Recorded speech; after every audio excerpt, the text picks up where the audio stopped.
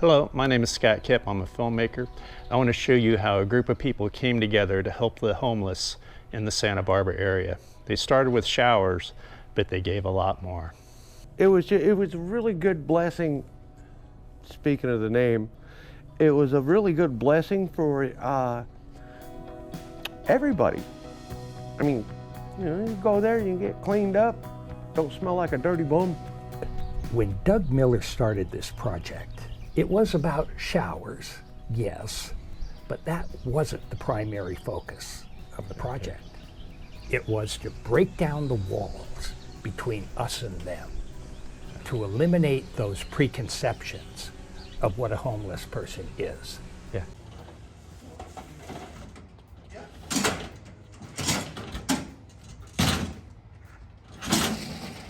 Doug Miller and Sandy are the best. They went around and interviewed the homeless people and asked them what they needed, which is a very important concept when you're trying to help people, to actually find out what they need, not assume something they need.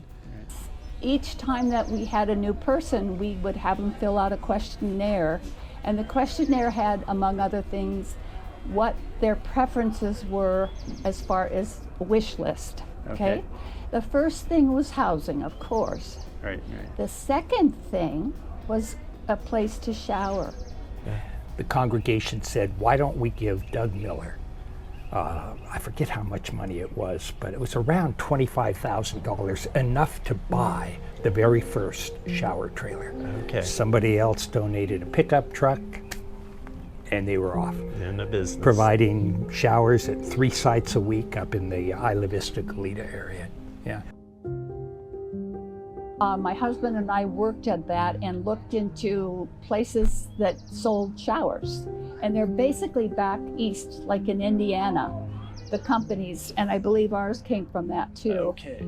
They're the same ones that supply the showers for big events. We've worked with the Showers of Blessing ever since they purchased the first shower truck. And it was brought out on a wintry night in the snow by a woman. She drove all the way. Yeah. Oh. Yeah, and it was remarkable. She did a great job. I was probably the first person to ever step into that. Yeah. Yeah. From day one. Huh? Yes. You were here. And when they pulled in, I was like, wow, this is different. What's this? Kind of like a little rabbit. What's this? One of the bigger pieces, the shower is wonderful, but the hospitality you show at the shower is a big deal. That you care about them, love them. Sandy and Kathy do this beautiful thing of offering clothes, shoes, this whole new, so you walk out with, a new shirt and a pair of Levi's and new shoes and a shower and, so you're gonna go to a job interview and you're gonna get opportunities in the community now that you didn't have before. So it's a significant program in the community that helps these folks kind of move up a level. Showers of Blessing is a place where anybody can come and receive kindness and somebody to listen to them. They get, if they want, they get a free shower, they get free toiletries, they get free sack lunches or a hot meal. They get doors opening to housing, mental health, medical assistance, actually anything they want. It kind of meets people where they're at. It's like an anchor that you can go to, one place where you're known, where you can relax, you're safe, you're treated like a king or a queen, for 20 minutes.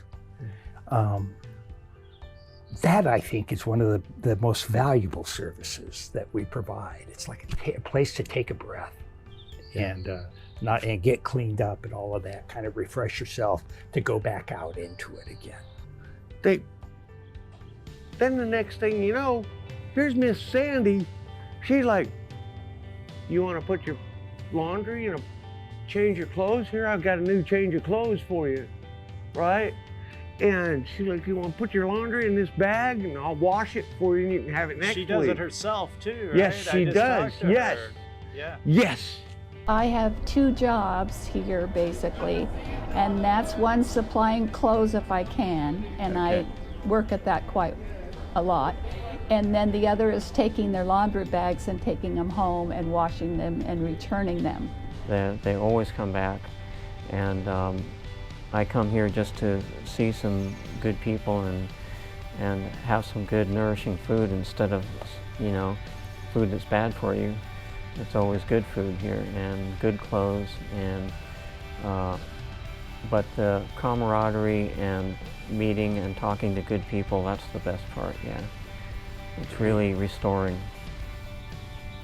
You know, like they don't have a house, but like a little bit of a home type of atmosphere, a place that they can go regularly and expect to be treated with, you know, dignity, you know, and social aspects and things like that. Just, you know, everybody's got their you know, their kind of local watering hole type of deal, so. It becomes a habit or a routine A for them. routine, yeah.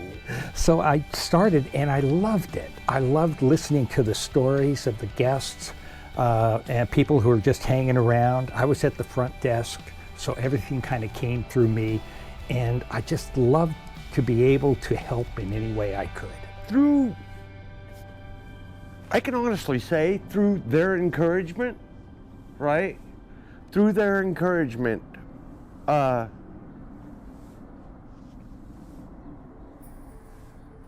they helped me pick myself up off the ground.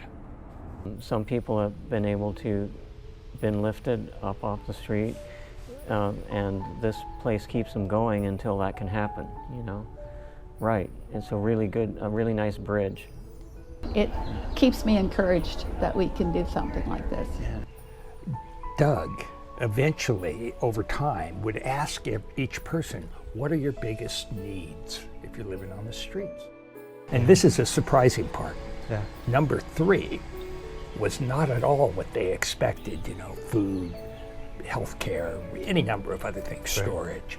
Yeah. It was something meaningful to do, because it's boring out there. We began to adopt that early, that we would allow people, we would actually pay little stipends to individuals to help us, cleaning, running, setting up, tearing down. Yeah. That became vital. That was like a turning point for a number of people. They began to build dignity, because I think there's dignity in work, and having some feeling that you are contributing, not just being helped. Right. And so we've had people who've started doing that for us, that gave them enough of a sense that, you know, I'm worthy of being off the street. Yeah. You know what I mean? Yeah. Yeah. You begin to build that dignity. You know, I have something to offer. And then they actually will start to take the steps of filling out the forms seriously, working with a volunteer to get housing. Step by step, eventually I got into Section 8 housing. If you've made a decision that I've had enough of this, there is a ton of help out here, and a ton of resources, and a ton of money. And the people who commit to that usually can end up in housing, you know. They are the greatest. If you're laying on your back, they will reach down and pick you up.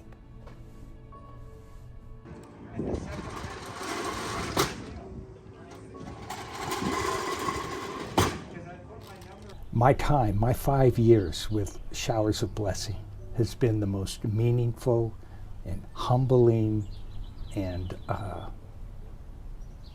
greatest thing I've done in my entire life. That's how Showers of Blessing has helped the homeless in Santa Barbara. If you want to get involved, go to the website here. If you want to have a shower, stop by one of their many locations.